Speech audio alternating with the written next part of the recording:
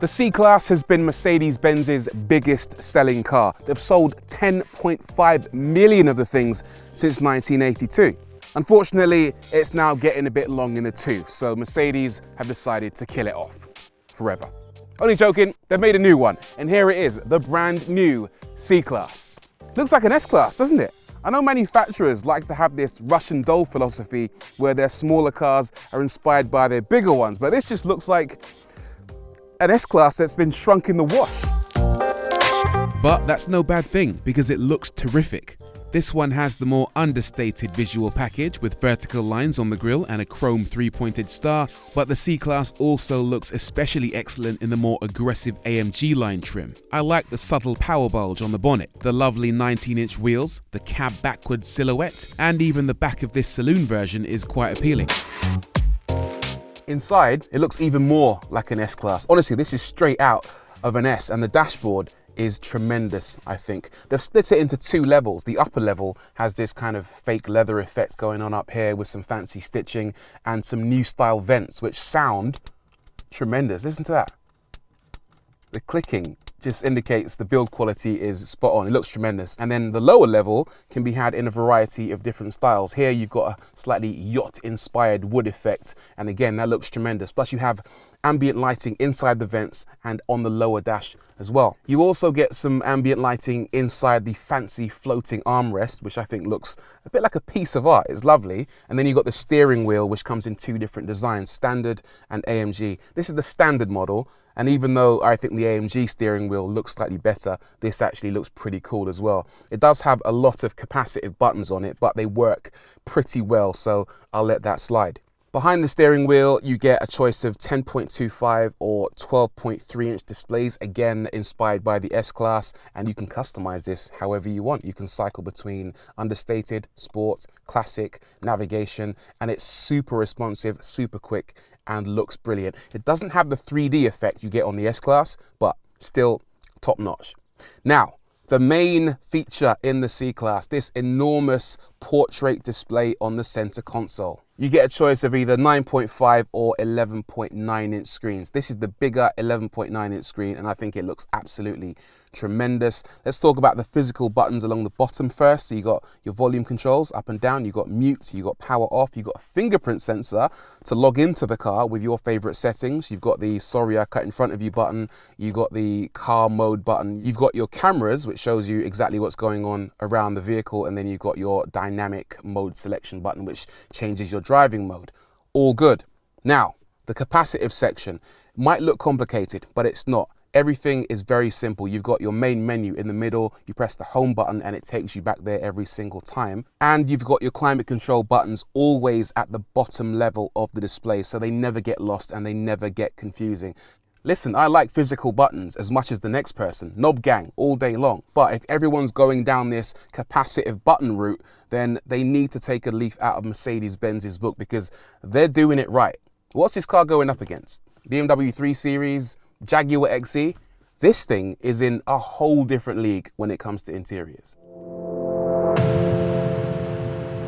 So what's it like on the road? Is it like an S-Class? Well, the short answer is no. It feels a lot more small and a lot more cramped than a Mercedes S-Class. However, there are lots of positives to this. First of all, the driving position is absolutely on point. I'm super comfortable in this. There's lots of adjustability in the steering and in the seats, so you can easily find yourself a nice spot, and everything is really well laid out. Everything is to hand in a way that seems logical and well thought out. The seats are quite comfortable too, not too soft, not too firm, almost like a Goldilocks setting really, with loads of support as well for going around corners. As for refinement, well, it's definitely not as good as an S-Class, but you'd expect that. This isn't the all-singing, all-dancing luxury car that it's inspired by. However, it's not too bad. You know, there's a little bit of road noise, a bit of tire roar, but you can easily tune that out, and it's actually a really nice, calm cabin to spend time in. The suspension is really good as well. There is no air suspension option on the C-Class, but the standard springs and dampers you get with this car work amazingly well. They flow over the road really nicely. It doesn't crash about. And honestly, I don't think you need air suspension in a car like this, because it feels absolutely fine. It feels good. Stick it into comfort mode and it's a joy to drive around, even on roads with potholes. Stick it into sport mode and you get a little bit more body control and a little bit more confidence through the bends. But on the whole, suspension, yeah, nailed it. The steering is lovely as well. It's light without being too light. It's responsive without being too hyperactive. And it gives you plenty of confidence to know that the car's gonna go exactly where you want it. It's so easy to place the C-Class and put your faith in the steering. Okay, so there isn't masses of feel and feedback in the system, but there's enough there to let you know when you might be on the limits of traction. And speaking of which, traction, very good. Loads of grip inside this car. You can hustle it through the bends if that's what you're into. Like the S-Class, the C-Class has rear wheel steering, but whereas in the S you had 10 degrees of movement from the rear wheels, in this you only get 2.5 degrees of movement. That might not sound like an awful lot, but it is enough to reduce the turning circle to under 11 meters. Let's try it out and see if it actually works. This is a bit of a narrow road, so I definitely won't be getting this in a 3-point turn. The question is, would I have got this in a car without rear wheel steering? I'm not so sure. That might have been a 7. Look at that. Great turning circle. Every car should have that. As for engines, you get a choice of 4-cylinder units, all of which are electrified. The entry-level C180 and this C200 use a 1.5 litre petrol, making 170 and 204 horsepower respectively. There's also a C300 petrol with a 2 litre engine making 258 horsepower. All versions are helped by an integrated starter generator that provides extra assistance at low speeds as well as better fuel economy.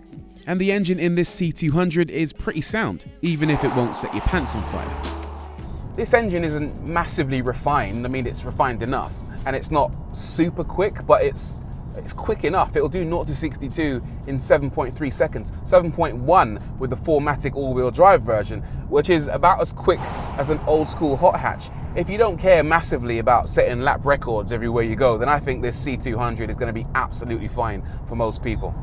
What's more interesting is the fact that it uses a 9-speed automatic gearbox. 9 speeds, 10 if you include reverse.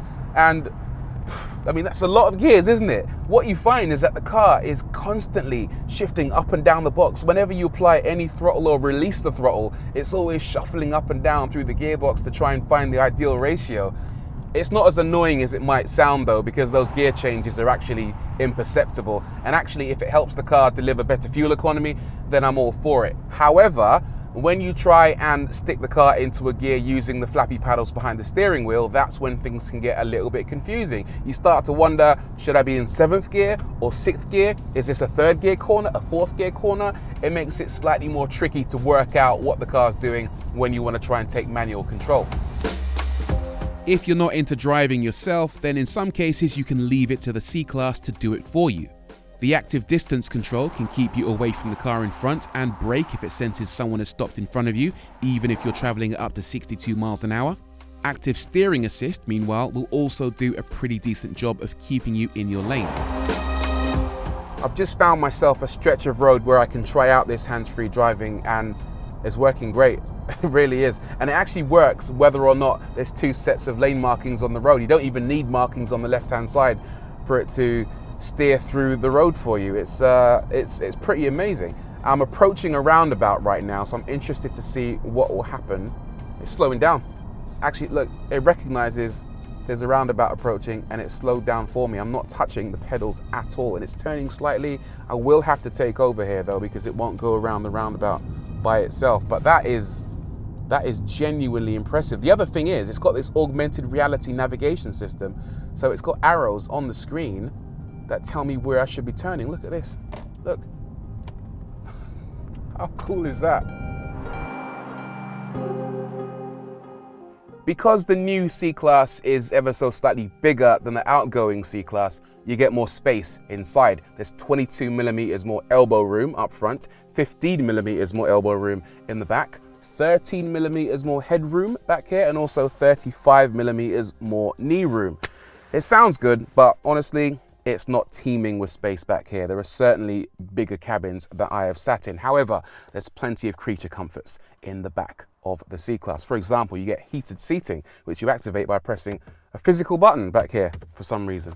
And then you get your own heating, ventilation and climate controls down here, which is nice and handy. And also, if you fold this down, look at this. If you press it once, then it pops out and gives you a very small, bear with me caller, mobile phone holder, which you can actually watch while you're driving in the back of the car. Press it again, and it comes out to give you a couple of cup holders. How cool is that? That is a really, really nice touch. I'd rather be in the front personally, but if you're trapped in the back, there are definitely worse places to be. As for the boot, well, it's not massive. It's 45 litres bigger than before, now 360 litres. But if space is important, then you'll want to fold the rear seats down, or better yet, go for the estate version, which has 485 litres. With all that being said, it's all very positive, but nothing is ever perfect. So let me give you a list of things I don't like about the new C-Class. These seat controls are capacitive. In other words, they don't move when you press them. The old Mercedes seat controls physically moved to let you know when you press them, but these don't do anything and they feel just a bit awkward. These shortcut buttons under the screen are a bit shonky. They're all in a single strip, so when you press the buttons on the far right hand side, even the ones on the left move, and it's not exactly nice. Some of the fake vents on this version of the car are outrageous. Look at the size of this one, it's enormous. They're not even trying to hide that. I don't mind the odd fake vent here and there, but that's outrageous. And in case you're wondering, yeah, the exhaust is fake as well. That's not like Mercedes at all. The actual exhaust is way up underneath there, hiding its shame. Then there's the voice control, which is temperamental, shall we say. And also, listen to this. Hey Mercedes, what do you think of BMW? Close acquaintance. Mercedes even manufactured series car bodies for BMW in the 1930s. It's a lie. They hate each other. Even though there are a few small gripes with the C-Class, I've got to say I'm really impressed with this car. I mean, it was obvious Mercedes had to get it right. It's their biggest selling car, so they wanted to make a statement with the latest version. But for me, they've gone above and beyond what I expected from a C-Class. The technology is incredible. It drives really well. It's comfortable. It's refined enough, and it looks great too. I think their rivals are going to have to step their game up. Would I consider buying a Jag XE, a BMW 3 Series, or an Alfa Giulia after driving one of these? I mean, they're all good in their own right, but this is next level.